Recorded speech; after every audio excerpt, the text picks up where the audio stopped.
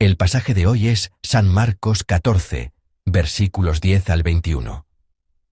Leamos juntos. Entonces Judas Iscariote, uno de los 12, fue a los principales sacerdotes para entregárselo.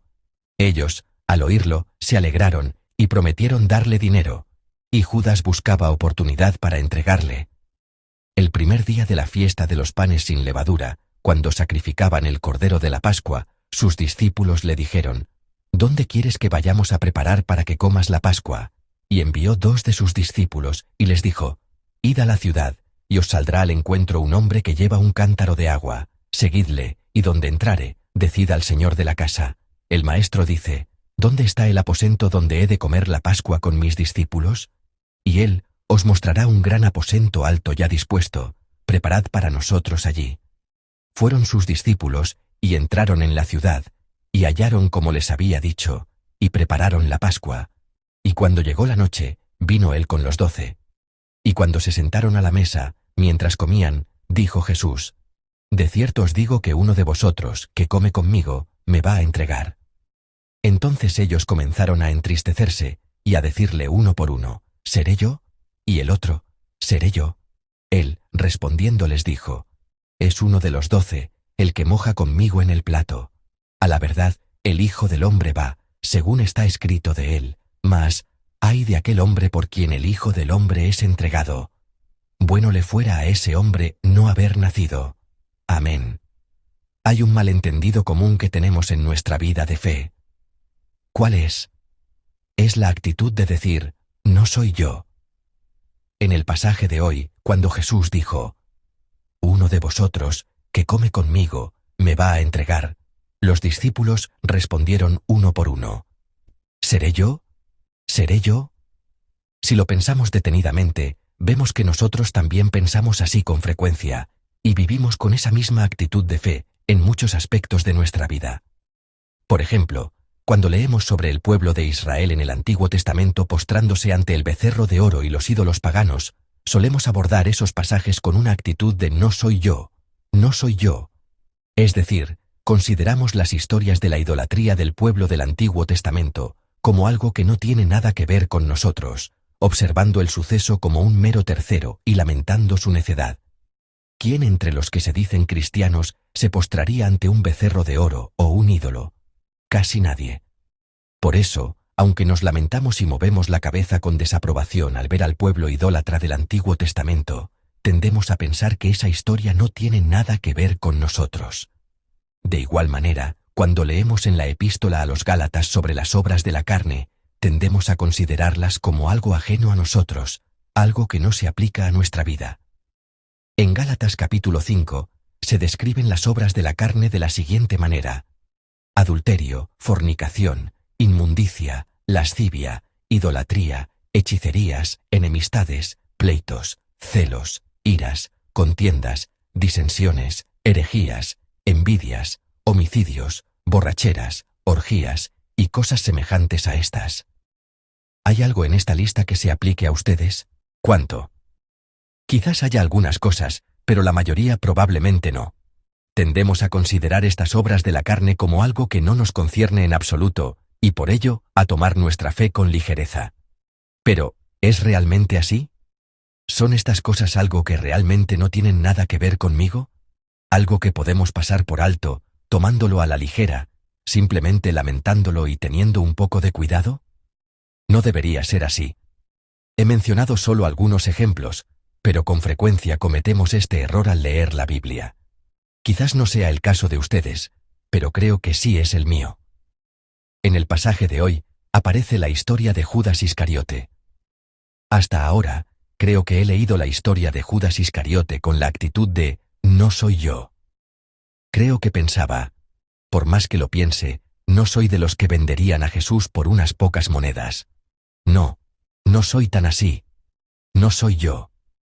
Sin embargo, al reflexionar detenidamente, llegué a pensar que yo también podría ser Judas Iscariote.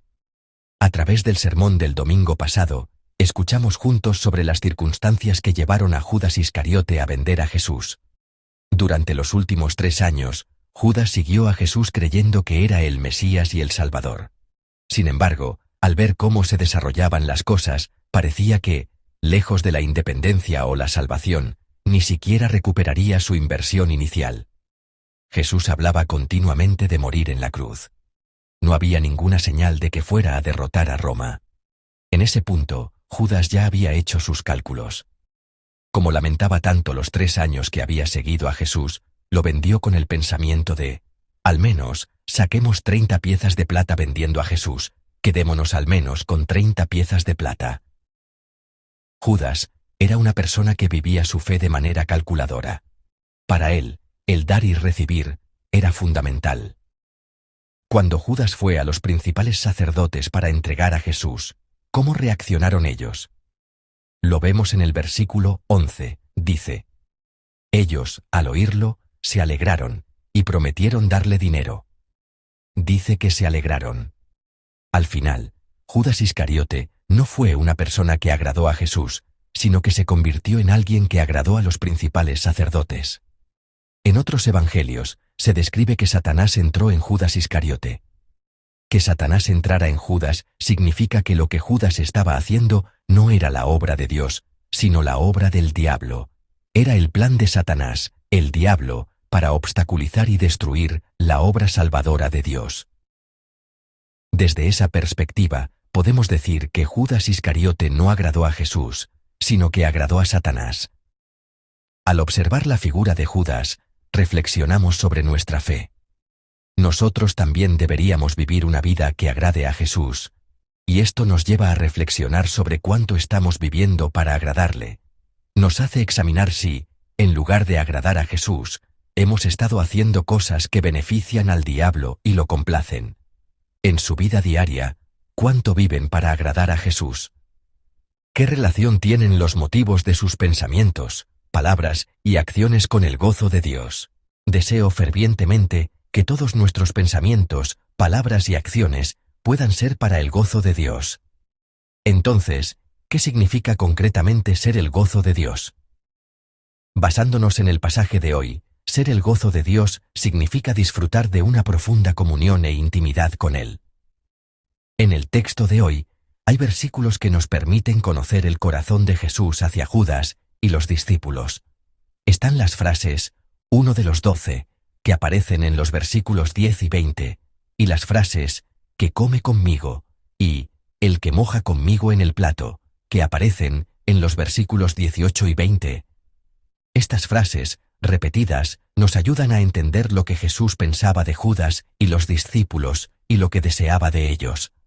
Las expresiones, uno de los 12, y el que come y moja la mano en el plato conmigo, significan que ellos eran los seres más cercanos e íntimos al Señor.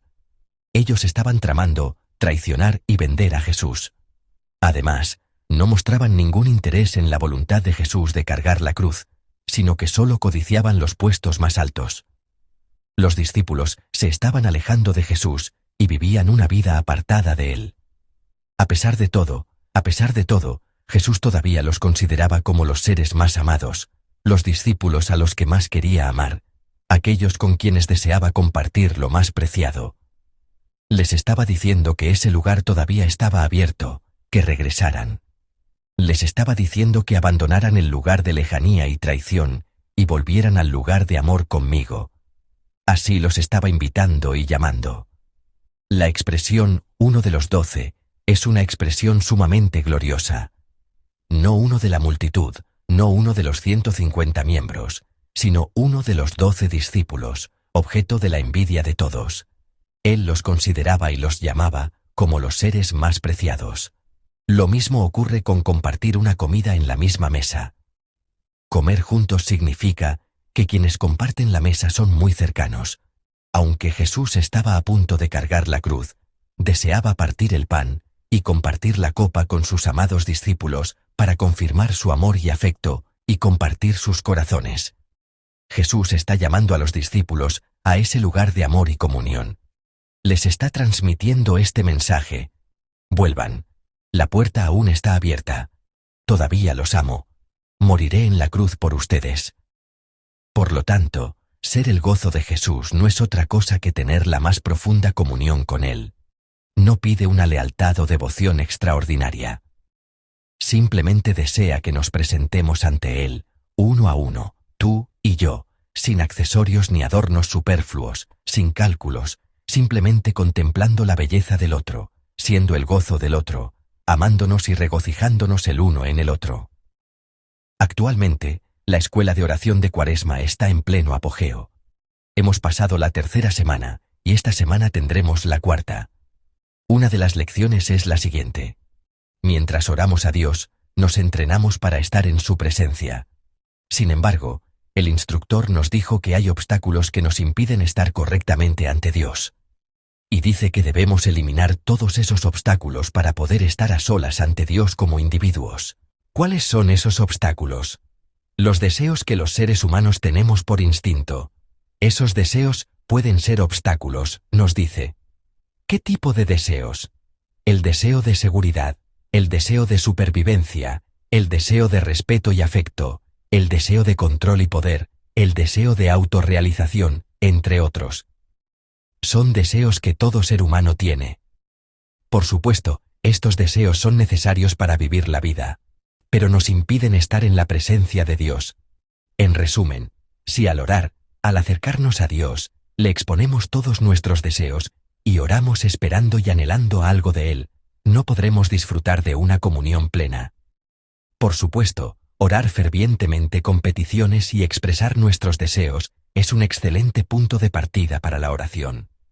Pero si realmente queremos disfrutar de una profunda comunión en el regazo del Señor, debemos dejar de lado toda expectativa y recompensa, abandonar todos esos deseos y simplemente estar a solas ante Dios, contemplándolo y regocijándonos en Él. Solo entonces podremos disfrutar de una profunda comunión con el Señor y experimentarlo verdaderamente. Una vida así puede ser llamada una vida que agrada a Dios. Jesús debió sentirse muy solo. Los otros discípulos, a excepción de Judas, dijeron: ¿Seré yo? ¿Seré yo?, insinuando que no lo venderían. Pero en realidad, esa respuesta no era honesta ni valiente. De hecho, ellos tampoco habían mostrado ningún interés en la voluntad de Jesús y habían estado discutiendo entre ellos para ver quién era el más importante. Eran inmaduros. Cuando Jesús les dijo: «El que moja conmigo en el plato es quien me entregará», simplemente se sintieron desconcertados y en un tono que exigía su inocencia, dijeron: «¿Seré yo? ¿Seré yo?». ¿Qué pasa cuando intentan mirarse a sí mismos con honestidad? Tienen miedo de mirar en su propio interior. No se sienten rectos. Por eso, diciendo «¿Seré yo? ¿Seré yo?», huyen de la situación. Imaginen cuán solo debió sentirse el Señor. Cuán grande debió ser su soledad al tener que llevar a cabo su misión completamente solo. Podemos ver que Judas tuvo una relación de negocios con Jesús, más que una relación personal. Nuestra relación con Jesús no debe ser así. Al mirar la historia de Judas, debemos desechar esa actitud de fe que responde: «No soy yo, no soy yo». Esta es una forma de fe cobarde. Es un corazón equivocado que intenta evadir su propio interior impuro. Debemos dejar de lado todos estos corazones y actitudes erróneas y presentarnos a solas ante Dios. Espero que podamos dejar de lado todas las expectativas y deseos humanos que tenemos hacia el Señor y simplemente verlo y regocijarnos en Él, por ser quien es. Espero que podamos regocijarnos por el Señor y gracias al Señor.